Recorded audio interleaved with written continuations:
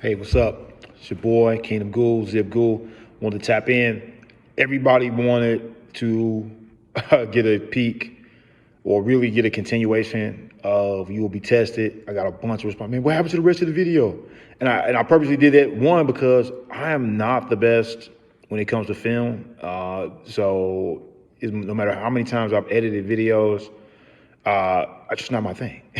But I wanted to keep with the continuation of You Will Be Tested. And what really hit me was, again, I ended with I've been tried, tested, and proven. And so in business as well as in life, one of the key areas I think that really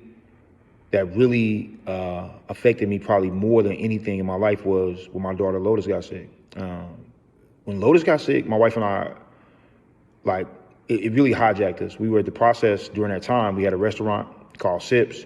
This is like my second or third restaurant venture, probably the third, yeah, outside of Dragonfly and Man Cave, which are two restaurants I had, and one in Atlanta, one in Los Angeles that I was partners in. So after that, my wife and I, we really, like 2015, I was getting out of sports and I went raw. 2014 really, and I remember going raw, and it was like one of the most, probably the best feelings I ever had. Especially really helped me deal with a time. Talk about being tested. I had a business partner, and things didn't go well in the sports business. And let's just say that in these particular spaces, things happen. I ended up redeeming. Had another partner. Shout out to Rashida Corniture. We built UVSM Sports Management. Had a great run. And for me, it was more of overcommitting to the sports because that was the natural flow for me at the time. Working with so many past athletes from NFL Falcons teams to Miami Dolphins, you name it. Denver Broncos players from a vast array of NFL teams. Chargers, and the reason I'm not saying names is because there's so many players, and some of them you may not even know.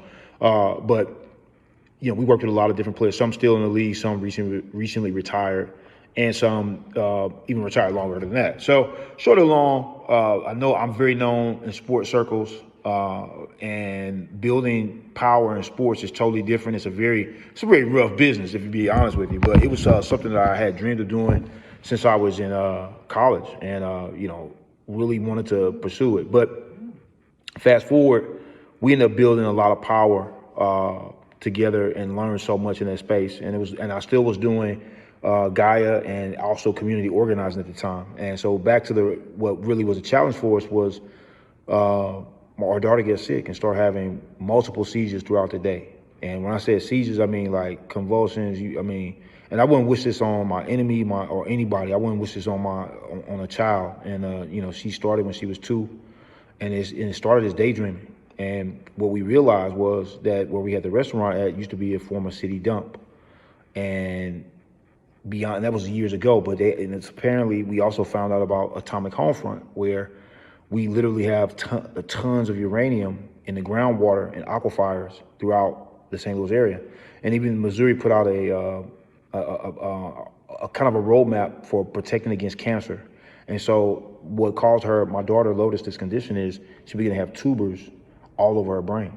And so we thought it was just 1 or 2, but then when we saw MRI, it was literally her entire brain system has these tubers, and they're non-cancerous, but and thank God for that. And so, but during this time, it really made us aware of not only the environmental carnage that exists in the ecosystem, but also like how we were really challenged to say, hey, you know what, this is our life path to be able to heal the land, and we start going to conferences and really paying attention to not only what we put in our bodies, but with Lotus she has to have the most specific diet. Otherwise, it can lead to her having seizures and episodes. So she's also being treated with Epidiolex, which is a form of CBD-based medicine that is designed to control the seizures. But again, keeping her seizure-free is one of the most important things. But it also starts with diet. It's not just a medicine.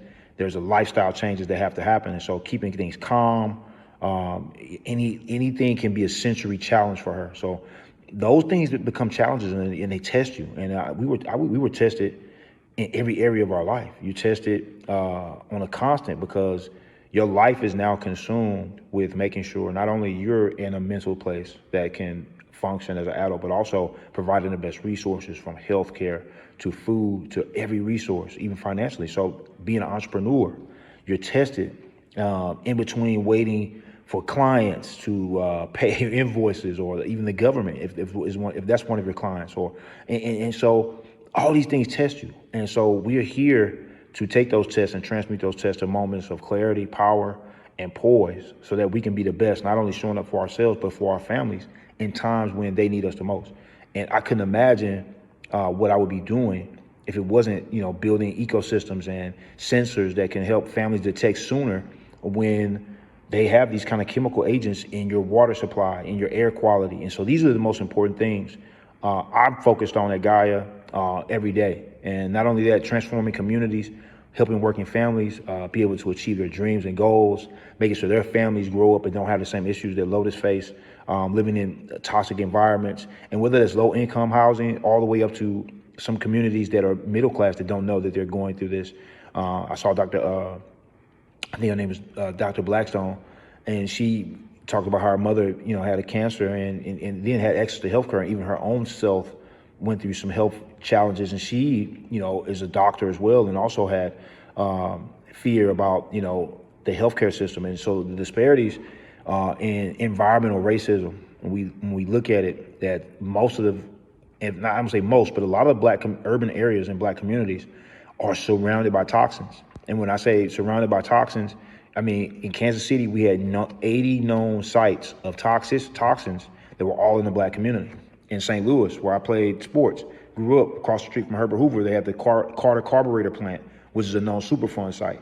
So part of the theory of change is when you're called and tested, you have to get off the sideline and go to work and do more work that may not just be about you. It may be sometimes you're challenged in your life to go through a test, to be tested, to say, man, this test is about me showing others that what's the power to endure when you're against all odds. Like my daughter, we were in 4 hospitals in 4 months, sleeping in hospitals, literally because we had to find out what was going on with our 2-year-old daughter. That happened around during a time when we were saying, hey, we want to change lifestyles and we want to help people go eat cleaner and be more healthy. And then God really tested us to say, is this what you really want to do?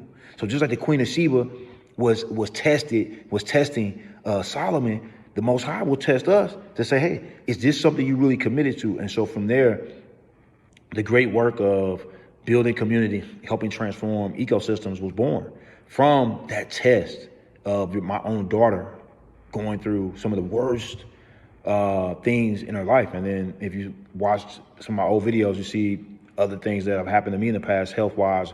I had Bell's palsy, paralyzed on one side of my face. And that was from really early on committing to saying, hey, I want to try out Ayurvedic medicine and science. And then boom, and then my whole face got paralyzed. So I'm not saying that things won't happen in your life and everything that happens bad is not a result of something else. I'm saying look at these moments as time and tests as times to really transform and set you into a motion that will transform your life forever. And I really believe that. So next time you're going through something, really take the moment and say, is this really about me? Or what is God trying to see emerge in my life? Peace.